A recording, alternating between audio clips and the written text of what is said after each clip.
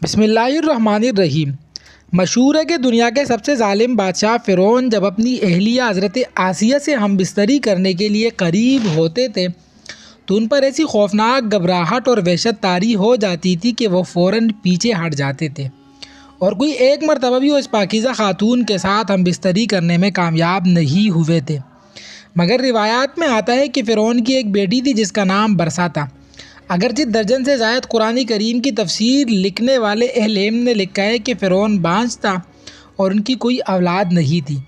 ناظرین، آپ کے ذہن میں یہ سوال اٹھ رہا ہوگا کہ حضرت آسیہ جیسے نیک اور خدا ترس خاتون وقت کے اس فرعون کے نکاح میں کس طرح آئی اور اس میں خدا تعالیٰ کی کیا حکمت تھی۔ سیرت حلبیہ سیرت کی ایک مشہور کتاب ہے، اس میں لکھا ہے کہ فرعون نے آپ سے زبردستی نکاح کیا تھا مگر اس کے بعد وہ آپ کے قریب آنے پر قادر نہیں ہوتے تھے، اور اس میں حکمت یہ تھی کہ دنیاوی آزمائشوں کے بدلے خدا تعالیٰ آپ کا آخرت میں مقام بلند کرے۔ آپ کا پورا نام آسیہ بنت مزاحم ہے۔ تفسیر روح المعانی کے مطابق حضرت آسیہ مصر کے مشہور بادشاہ ریان بن ولید کی اولاد میں سے تھی۔ یہ وہی ریان بن ولید ہے جو یوسف علیہ السلام کے زمانے میں بادشاہ مصر تھے اور آپ پر ایمان لے آئے تھے۔ مساکین کی پناہ گاہ حضرت آسیہ رضی اللہ تعالیٰ عنہ مصر کے انتہائی ظالم اور جابر بادشاہ فرعون کی بیوی تھی۔ بادشاہ وقت کی بیوی ہونے کے سبب آپ کے پاس مال و دولت کی بہت کثرت تھی، لیکن اس کے باوجود آپ غرور و تکبر کا شکار نہیں تھی۔ آپ کا دل غریبوں کی محبت سے سرشار تھا اور ان پر شفقت اور مہربانی کے جذبے سے مغمور تھا۔ آپ دل کھول کر ان پر صدقہ اور خیرات کیا کرتی تھی، اسی وجہ سے آپ کو ام المساکین یعنی مسکینوں کی پناہ گاہ بھی کہا جاتا ہے۔ فرعون چونکہ لوگوں کے ساتھ انتہائی ظالمانہ سلوک کیا کرتا تھا، اس لیے آپ ان سے سخت بیزار تھی۔ فرعون سے آپ کا نکاح بھی برضا و رغبت نہیں ہوا تھا، بلکہ آپ اور آپ کے والد دونوں بھی اسے ناپسند کرتے تھے۔ فرعون نے بادشاہت کے زور پر آپ سے جبراً نکاح کیا تھا، لیکن اللہ تعالیٰ نے آپ کو ان سے محفوظ رکھا۔ وہ آپ کے قریب آنے پر کبھی بھی قادر نہ ہوا۔ تفسیر خازن میں ہے کہ سیدنا آسیہ کو یہ اعزاز بھی حاصل ہے کہ آپ نے حضرت موسیٰ علیہ السلام کا نام رکھا ہے۔ حضرت موسیٰ علیہ السلام کی والدہ نے فرعون کے سپاہیوں کے ڈر سے آپ علیہ السلام کو ایک صندوق میں رکھ کر دریا میں ڈال دیا۔ دریا سے ایک نہر فرعون کے محل کے پاس بہتی تھی۔ یہ صندوق بہتا ہوا اس نہر میں چلا گیا۔ فرعون نے حکم دیا کہ اسے محل میں لا کر کھولا جائے۔ ناظرین، جب صندوق کھولا گیا تو اس میں ایک خوبصورت بچہ تھا۔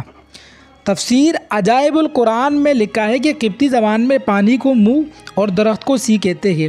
یہ صندوق پانی اور درختوں کے درمیان پایا گیا تھا، اس وجہ سے بی بی آسیہ نے آپ کا نام موسیٰ رکھا۔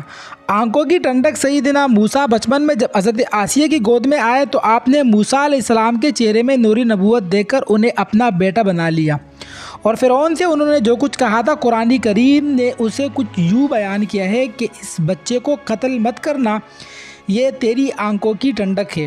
اس پر بدبخت فرعون نے کہا کہ اسے تم رکھ لو، مجھے اس کی کوئی حاجت نہیں ہے۔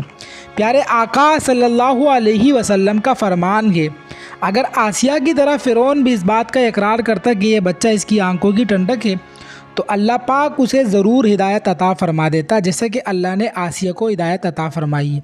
قرآن کریم کے سورہ تحریم میں اللہ نے آپ کا ذکر خیر کچھ یوں فرمایا ہے، اور اللہ نے مسلمانوں کے لیے فرعون کی بیوی کو مثال بنا دیا جب اس نے عرض کی، اے میرے رب، میرے لیے اپنے پاس جنت میں ایک گھر بنا اور مجھے فرعون اور اس کے عمل سے نجات دے اور مجھے ظالم لوگوں سے نجات عطا فرما۔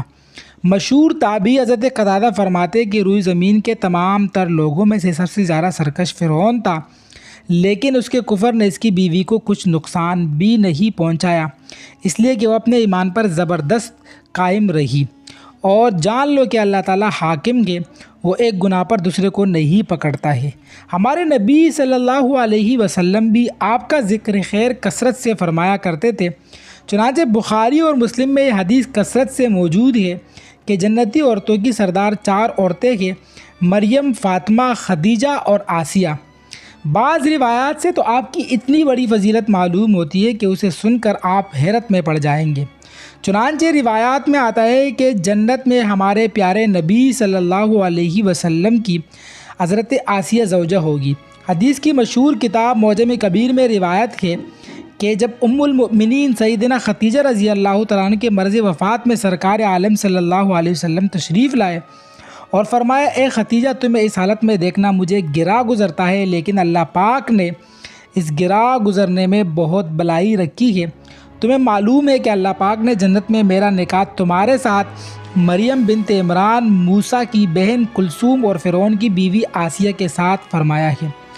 حضرت آسیہ کو یہ مقام ان کی قربانیوں اور دنیا میں ان پر ہونے والے مصیبتوں کی وجہ سے ملا ہے۔ اگر آپ حضرت آسیہ پر ہونے والے مظالم کی داستان سنیں گے تو آپ کی رونگٹے کھڑے ہو جائیں گے۔ سونے اور جواہرات کے محلات میں دن رات بسر کرنے والی خدا کی اس ولیہ نے یہ ساری تکلیفیں صرف اور صرف خدا تعالیٰ پر ایمان لانے کی وجہ سے جی لی۔ روایات میں آتا ہے کہ فرعون کو جب حضرت آسیہ کے ایمان لانے کا علم ہوا تو انہوں نے پہل تو بہت کوشش کی کہ کسی طریقے سے یہ ایمان سے پھر جائے، کیونکہ یہ فرعون کے لیے بہت بڑی آر کی بات تھی کہ اس کی خدائی کو ان کی ایک مظلوم اور بے بس بیوی چیلنج کر رہی ہے۔ لیکن جب حضرت آسیہ نے استقامت کا مظاہرہ کیا اور کس طرح بھی ان کی بات نہ ماننے کی ٹان لی تو اس ظالم اور جابر نے حکم دیا کچھ مزدوروں کو کہ جو بڑی پتھر کی چٹان تمہیں ملے اسے اٹھا لاؤ اور اس کے بعد اس عورت کو چٹ لٹاؤ اور اسے کہو اگر اپنے عقیدے سے باز آ جائے تو میری بیوی ہے، عزت اور احترام کے ساتھ میرے ساتھ رہے گی، اور اگر نہ مانے تو وہ چٹان اس پر گرا دو اور اس کا قیمہ کر ڈالو۔ جب یہ لوگ پتھر لائے اور انہیں لے گئے، لٹایا اور پتھر ان پر گرانے کے لیے اٹھایا تو انہوں نے آسمان کی طرف نگاہ اٹھائی۔ پروردگار نے حجاب ہٹا دیے اور جنت کو اور جنت میں جو مکان ان کے لیے بنایا گیا تھا اسے انہوں نے اپنی آنکھوں سے دیکھ لیا، اور اسی میں ان کی روح پرواز کر گئی۔ جس وقت پتھر ان پر پھینکا گیا اس وقت ان میں روح تھی ہی نہیں۔ اپنی شہادت کے وقت وہ یہ دعا مانگتی رہی، اے اللہ جنت میں اپنے قریب کی جگہ مجھے عنایت فرما۔ علماء نے بڑی نقطے کی بات لکھی ہے کہ ہر شخص کو حضرت آسیہ کی اس دعا پر باریکی کے ساتھ غور کرنا چاہیے کہ پہلے اللہ کا پڑوس مانگا جا رہا ہے، پھر گھر کی درخواست کی جا رہی ہے۔ اللہ تعالیٰ ہماری خواتین کو بھی حضرت آسیہ کے نقش قدم پر چلنے کی توفیق عطا فرمائے۔